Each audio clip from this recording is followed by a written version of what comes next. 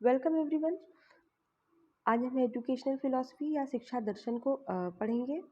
उनके बीच में क्या रिलेशन होता है, इसका स्कोप क्या है, इसका इनकी कैरेक्टरिस्टिक क्या है और ये हमारे जीवन में कहाँ कहाँ अप्लाई होते हैं, इन सभी चीज़ों के बारे में हम जानेंगे। तो आइए हम कंटिन्यू करते हैं। इसमें सबसे पहले हम ये देखते हैं कि फिलॉसफी और रिलीजन के बीच में क्या संबंध है। जैसे all of us know that दर्शन शिक्षा और धर्म का सैद्धांतिक पक्ष है और शिक्षा एवं धर्म दर्शन के व्यवहारिक पक्ष है। तो जब विज्ञान अपनी चरम सीमा तक पहुंचता है और कुछ प्रश्नों का उत्तर देने में असमर्थ होता है, तो वहां से दर्शन का आरंभ होता है। विज्ञान इंद्रिय जन्य अनुभव को ही ज्ञान मानता है। धर्म इंद्रियों से परे की अनुभूतियाँ हैं। धर्म के अंतर्गत इस भौतिक संसार की सत्ता में विश्वास किया जाता है, जिसका अवलोकन अंतर्दृष्टि से ही संभव है, यानी हमारे इनसाइट से। धर्म फिलॉसफी के अधिक समीप है। फिलॉसफी को सैद्धांतिक मानते हैं और शिक्षा एवं धर्म इसका व्यवहारिक पक्ष है। फिलॉसफी के विचारों को धर्म एवं शिक्षा द्वारा उपयोग में लाते हैं। भारतवर्ष में शिक्षा को भी धर्म का एक अंग माना जाता है। प्राचीन काल से विद्या को धार्मिक कार्य माना जाता रहा है। शिक्षा दान श्रेष्ठ दान कहा जाता है और शिक्षा देना एक पवित्र एवं पुण्य कार्य भी माना जाता है। परंतु शिक्षा और धर्म में अंतर भी है। धर्म में व्यक्ति के तर्क वितर्क की स्वतंत्रता नहीं रहती, या रहती भी है तो वो कम रहती है। कुछ धर्मों में तो तर्क की बिल्कुल ही स्वतंत्रता नहीं रहती। शिक्षा केवल विश्वास पर नहीं चल सकती, यह केवल भूतकाल की परंपराओं को अगली पीढ़ी तक पहुंचा देने में ही अपने कर्तव्य को इतिश्री नहीं समझती। शिक्षा मनुष्य में स्वतंत्र चिंतन का विकास करना चाहती है। यदि धर्म स्वतंत्र चिंतन में बाधा डालता है तो वह उससे अलग हटने में संकोच नहीं दिखाती है। इस दृष्टि से दर्शन और धर्म में अंतर है। तो आइए हम देखते हैं कि क्या अंतर है। दर्शन चिंतन का विषय है, धर्म अनुभव एवं अनुभूति का विषय होता है। दर्शन के बौद्धिकता व परिकल्पनात्मक कार्य हैं। धर्म आस्था एवं विश्वास पर निर्भर होता है। दर्शन जीवन के प्रति एक दृष्टिकोण होता है। धर्म जीवन यापन का ढंग है। दर्शन में तार्किक चिंतन को ज्ञान का स्रोत माना जाता है। धर्म में आचरण एवं अनुभवों को विशेष महत्व दिया जाता है। दर्शन सैद्धांतिक पक्ष है, धर्म व्यवहारिक पक्ष है। दर्शन में अंतिम सत्ता के लिए बहुवादी विचारधाराएं हैं। दर्शन की सत्ता के आधार पर विश्व में अनेक धर्म हैं, परंतु शुभ को सभी महत्व देते हैं। दर्शन की मूल्य मीमांसा तथा आचार संहिता ज्ञान के मानक होते हैं। दर्शन के मानकों का धर्म में अनुपालन किया जाता है। दर्शन जीवन के अनुभवों को बौद्धिक मीमांसा है। धर्म की वैधता का आकलन धर्म में जीवन यापन से किया जाता है। तो बेसिकली जो दर्शन है वो हमारा इमेजिनेशन है, अब्स्ट्रैक्ट थिंकिंग है, और जो धर्म है वो हमारा कॉन्क्रीट थिंकिंग है कि ये हमें करना है बेसिकली। पर धर्म जो है वो दर्शन से बढ़कर नहीं है। दर्शन ही हमें वो ज्ञान देता है जिससे हम धर्म कैसा हो ये समझ सकते हैं। ठीक है, इसके बाद हम पढ़ेंगे कि दर्शन और शिक्षा में संबंध क्या है, relationship in philosophy and education. तो बेसिकली इसके लिए रॉस ने शिक्षा एवं दर्शन के संबंध में बड़ी अच्छी तरह से व्यक्त किया है कि शिक्षा और दर्शन एक ही सिक्के के दो पहलू हैं। दर्शन उसका सैद्धांतिक पक्ष है तथा शिक्षा उसका गतिशील तथा व्यवहारिक पक्ष है। दोनों ही एक दूसरे के पूरक हैं। दर्शन तब तक अधूरा रहता है जब तक उसकी व्यवहारिकता ना हो, और शिक्षा का स्वरूप बिना दर्शन के विकसित नहीं किया जा सकता। शिक्षा के संबंधित मूल प्रश्नों का उत्तर दर्शन ही देता है। कुछ मूल प्रश्न इस प्रकार हैं। शिक्षा क्यों दी जानी चाहिए? गणित क्यों पढ़ाया जाए? शिक्षा के पाठ्यक्रम का स्वरूप क्या हो? शिक्षा की प्रक्रिया कैसी हो? शिक्षा के क्या उद्देश्य हो? शिक्षक की क्या भूमिका हो?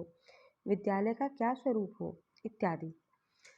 तो दर्शन के तत्व शिक्षा की प्रक्रिया, उद्देश्य, पाठ्यक्रम, विधियाँ, प्रविधियाँ, शिक्षक की भूमिका, शिक्षा की व्यवस्था आदि का स्वरूप विकसित करते हैं। दर्शन को शिक्षा सिद्धांत माना जाता है। और इसके अलावा तत्व मीमांसा, ज्ञान मीमांसा, मूल्य मीमांसा, तर्क मीमांसा, ये सारी जो दर्शन के कंटूर्स हैं वो हमें शिक्षा को बनाने में हेल्प करती हैं कि शिक्षा हमारी कैसे चले, क्या उद्देश्य हो, किन टेक्निक का यूज़ हो। तो बेसिकली शिक्षा एवं दर्शन के संबंध के स्वरूप को स्पष्टीकरण के लिए 4 आयामों की सहायता ली जाती है। इसमें हम पहला पढ़ते हैं नॉर्मल रिलेशनशिप। तो यदि वर्तमान शिक्षा के स्वरूप का अध्ययन दर्शन के तत्वों के संदर्भ में किया जाए, तब यह विदित होता है कि आज की शिक्षा में सभी दर्शनों का प्रभाव है। इसे ही हम समाहारक प्रवृत्ति या सामान्य सहसंबंध आयाम कहते हैं। दूसरा है हमारा कारण प्रभाव सहसंबंध। यदि शिक्षा के स्वरूप में अतीत के संदर्भ में हुए परिवर्तनों के कारणों को जानने का प्रयास किया जाए, तो विदित होता है कि जैसे जैसे सामाजिक दर्शन एवं मूल्यों में परिवर्तन हुए, शिक्षा के स्वरूप में भी परिवर्तन हुए। तो आज की शिक्षा के स्वरूप को हमारी शिक्षा नीति ने प्रभावित किया है। इसे मनुष्य को मानव बनाने की अपेक्षा धन कमाने का साधन बना दिया। तो ये कॉज इफेक्ट रिलेशनशिप की वजह से ही बना है। अगला है हमारा विश्लेषणात्मक सहसंबंध आयाम। यदि दर्शन के तत्वों और शिक्षा के घटकों में परस्पर संबंधों का विश्लेषण किया जाए, तो उससे यह पता चलता है कि तत्व मीमांसा ने शिक्षण विधियों को दिया है और ज्ञान मीमांसा ने शिक्षा के लक्ष्यों व उद्देश्यों को बताया है। तो एनालिटिकल बेसिस पे इस तरीके से हम रिलेशनशिप एजुकेशन और फिलॉसफी का देखते हैं। अगला है हमारा इंटरडिसिप्लिनरी अप्रोच। इसमें क्या होता है कि इस आयाम ने सभी अध्ययन विषयों को प्रभावित किया है। जैसा पहले बताया जा चुका है कि शिक्षा की मूल समस्याओं तथा मूल प्रश्नों का उत्तर एक दार्शनिक पक्ष शिक्षा शास्त्री विकसित करता है। यह नवीन ज्ञान दोनों की साझेदारी है, इसलिए इसे शिक्षा दर्शन कहा जाता है। इसी प्रकार शिक्षा मनोविज्ञान का विकास हुआ, शिक्षा सोशियोलॉजी ऑफ एजुकेशन का विकास हुआ, इकोनॉमिक हिस्ट्री पॉलिटी ये सब भी एजुकेशन में हम पढ़ते हैं।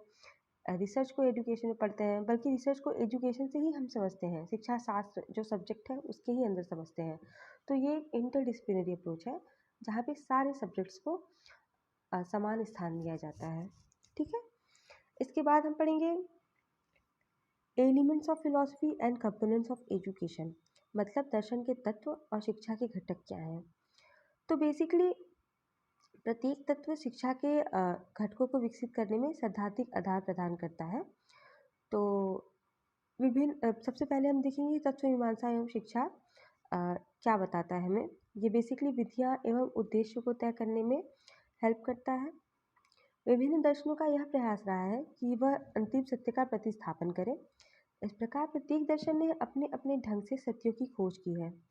कुछ दार्शनिक विशेष रूप से प्रकृतिवादी प्रकृति एवं पदार्थ को सत्य मानते हैं और आदर्शवादी आत्मा और ईश्वर को सत्य मानते हैं। कुछ सत्य की प्रकृति आंतरिक मानते हैं तथा कुछ जो बाह्य सत्य में विश्वास रखते हैं उन्हें भौतिकवादी कहते हैं, तथा जो आंतरिक तथा आत्मानुभूति में विश्वास रखते हैं उन्हें अध्यात्मवादी या बुद्धिवादी कहते हैं। तो प्रकृतिवादियों ने अपने सत्य का विश्लेषण बहुत किया है, इसलिए इसे ही तत्वमीमांसा का दर्शन कहते हैं। इस प्रकार तत्वमीमांसा में आत्मा, जगत, प्रकृति और परमात्मा का अध्ययन किया जाता है। ठीक है, तत्वमीमांसा से शिक्षा के लक्ष्यों, आदर्शों को प्रतिपादित करने का आधार मिलता है। हम मनुष्य को क्या बनाना चाहते हैं, इसमें शिक्षा की क्या सहायता लेनी पड़ती है। शिक्षा को प्रभावित करने वाले महत्वपूर्ण तत्वमीमांसा के सिद्धांतों में प्रकृतिवाद का विशेष महत्व है। प्रकृतिवाद ने अपने को सत्य करने में विभिन्न आयामों एवं विधियों का प्रयोग किया है, इसलिए शिक्षा में सबसे महत्वपूर्ण योगदान प्रकृतिवाद की देन शिक्षण शास्त्र है, जिसमें शिक्षण विधियाँ और प्रविधियों को सम्मिलित किया गया है। यानी जो हमारा एजुकेशन सब्जेक्ट है वो नेचुरलिज्म की ही देन है। इसके अतिरिक्त शिक्षा के उद्देश्यों को भी दिया है। संपूर्ण विकास शिक्षा उद्देश्य प्रकृतिवाद ने ही किया है। चरित्र निर्माण, नैतिक शिक्षा तथा आदर्श नागरिक का विकास आदि उद्देश्य आदर्शवाद की तत्वमीमांसा की देन है और तकनीकी शिक्षा यथार्थवाद की देन है। ठीक है, इसके बाद हम देखते हैं ज्ञान मीमांसा और शिक्षा में क्या रिलेशन है। तो ये जो ज्ञान मीमांसा है हमारे दर्शन का, वो शिक्षा में उद्देश्य, विधियाँ, पाठ्यक्रम तथा प्रक्रिया को निर्धारित करने में हेल्प करता है। तो आइए हम इसके बारे में जानते हैं। शिक्षा में ज्ञान मीमांसा का विशेष उपयोग होता है। इससे हमें शिक्षा संबंधी कई प्रकार के निर्णय लेने में सहायता मिलती है। जब हम पाठ्यक्रम का निर्माण करना चाहते हैं तो हमारे समक्ष ये समस्या होती है कि हम किस ज्ञान को सम्मिलित करें तथा किस ज्ञान को ना सम्मिलित करें और ज्ञान के तत्वों को किस क्रम में व्यवस्थित करें। ज्ञान मीमांसा हमें इन समस्याओं में सहायता प्रदान करती है। ज्ञान विज्ञान के विषयों को पाठ्यक्रम में कहाँ और क्या स्थान दिया जाए, ज्ञान मीमांसा इस संदर्भ में भी शिक्षा की सहायता करती है तथा शिक्षण विधियाँ तथा प्रविधियों के चयन करने में भी सहायता करती है। अनुभववादी यह बताते हैं कि इंद्रिय जन्य ज्ञान का विशेष महत्व है, इसलिए निरीक्षण, पर्यटन तथा प्रयोग आदि विधियों को यह बल देती है। ज्ञान मीमांसा ने व्याख्यान विधि, प्रश्नोत्तर विधि, वाद विवाद विधि तथा निगमन विधि को दिया है। पाठ्यक्रम के अंतर्गत कला और विज्ञान के सभी विषयों को सम्मिलित किया गया है। अगला हम देखेंगे मूल्य मीमांसा और शिक्षा में क्या रिलेशनशिप है और मूल्य मीमांसा कैसे हेल्प करती है हमारे शिक्षा को बढ़ाने के लिए। तो दर्शन में जीवन के प्रति दृष्टिकोण को ही मूल्य की संज्ञा दी जाती है। मूल्यों का मानव जीवन के चरम लक्ष्य जो है वो निर्धारित करती है और इसे मोक्ष या मुक्ति मानती है कि मानव जीवन का जो हमारा अल्टीमेट गोल है वो मोक्ष प्राप्त करना है। मूल्यों के विकास में शिक्षा प्रक्रिया का विशेष महत्व होता है। प्रमुख 4 मूल्य हैं: नैतिक, सौंदर्यानुभूति, सामाजिक तथा धार्मिक। शिक्षा की प्रक्रिया का अंतिम लक्ष्य इन मूल्यों का विकास करना ही होता है। शिक्षा के अंतर्गत पाठ्य सहगामी क्रियाएं जो आयोजित होती हैं वह भी मूल्यों के विकास के लिए ही की जाती हैं। इन पाठ्य सहगामी क्रियाओं में भूमिका निर्वाह तथा एक आदर्श आचरण के लिए अवसर प्रदान किए जाते हैं। अगला है हमारा तर्क मीमांसा। तर्क मीमांसा जो है वो लॉजिकल एनालिसिस के लिए हेल्प करता है हमारे शिक्षा में। तो बेसिकली ये विधियाँ, प्रविधियाँ एवं सूत्र बनाने में मददगार है, सहयोग देता है। तो इसके लिए हम पढ़ते हैं शिक्षा की प्रक्रिया में तर्क मीमांसा का विशेष महत्व है, क्योंकि शिक्षा ज्ञान प्रदान करने का एक साधन है और उसका संचालन तार्किक चिंतन के द्वारा ही संभव होता है। शिक्षण की विधियाँ, प्रविधियाँ एवं सूत्र ही मुख्य साधन है जिनके उपयोग में शिक्षक छात्रों को ज्ञान प्रदान करने में समर्थ हो पाता है। प्रमुख जो विधियाँ हैं वो आगमन तथा निगमन है, मतलब पहले से जो हम जानते हैं उसके आगे बढ़ना, और जो हम नहीं जानते हैं उससे जो हम जानते हैं उसकी तरफ बढ़ना। 2 टाइप की विधि है, इंडक्टिव और डिडक्टिव। ठीक है, इसे हम आगे अच्छे से पढ़ेंगे। तो आगमन तथा निगमन, इन विधियों के उपयोग में प्रविधियों की सहायता ली जाती है और प्रविधियों के अंतर्गत सूत्रों का उपयोग होता है। सूत्रों के मूल आधार चिंतन की प्रक्रिया है। चिंतन सामान्य से विशिष्ट की ओर या विशिष्ट से सामान्य की ओर बढ़ता है। इन्हीं का प्रयोग विभिन्न सूत्रों में किया जाता है, सूत्र या मैक्सिम्स। ठीक है, इसके बाद हम पढ़ेंगे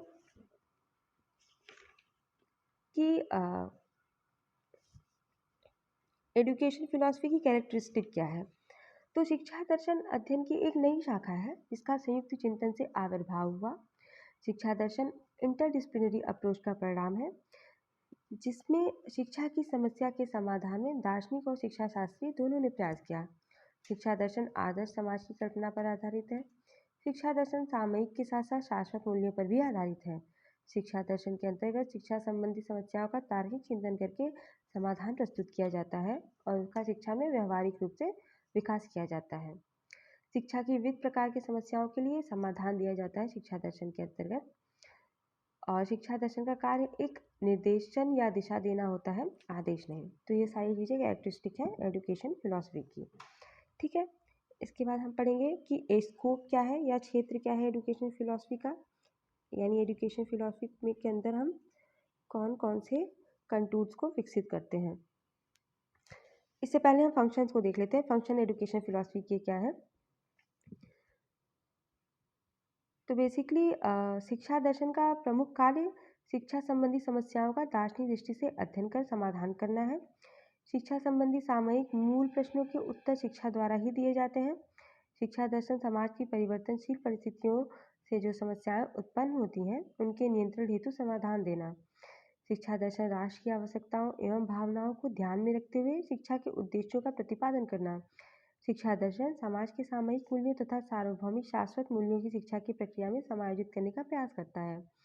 शिक्षा दर्शन के सैद्धांतिक तथा व्यवहारिक दोनों ही प्रकार के कार्य हैं। शिक्षा प्रक्रिया के अनुभवों द्वारा नए सिद्धांतों का भी प्रतिपादन किया जाता है। शिक्षा दर्शन का सबसे महत्वपूर्ण कार्य यह है कि शिक्षा द्वारा भावी जीवन की तैयारी की जाए जिससे आने वाले समाज में वह अपना स्थान बना सके। शिक्षा के उद्देश्यों का प्रतिपादन करना, शिक्षा की प्रक्रिया का स्वरूप विकसित करना, शिक्षा के पाठ्यक्रम का विकसित करना, शिक्षा विधियों एवं प्रविधियों का चयन करना, विद्यालय प्रबंधन एवं प्रशासन का स्वरूप निर्धारित करना, शिक्षक तथा छात्र की भूमिका का निर्धारण करना, अनुशासन का स्वरूप निश्चित करना तथा परीक्षा प्रणाली विकसित करना, ये सारी चीज़ें एजुकेशन फिलॉसफी की फंक्शंस होती हैं। अगला है हमारा कि शिक्षा दर्शन के क्षेत्र क्या है। तो शिक्षा की मुख्य समस्याओं का क्षेत्र इस प्रकार है। शिक्षा के क्या उद्देश्य होने चाहिए? शिक्षा में अध्ययन के विषय अथवा पाठ्यक्रम का स्वरूप कैसा हो? शिक्षा की प्रक्रिया का क्या स्वरूप हो? शिक्षा में किस प्रकार के ज्ञान को सम्मिलित किया जाए? शिक्षा में किन किन मूल्यों को महत्व दिया जाए? विद्यालयों की व्यवस्था कैसी हो? समाज में शिक्षा की भूमिका कैसी हो? शिक्षा द्वारा समाज की प्रगति कैसी हो? शिक्षा के क्या आदर्श हो? शिक्षा में किस प्रकार की मानव प्रकृति को महत्व दिया जाए? शिक्षा राज्य की भावनाओं के अनुरूप कैसे बनाई जाए?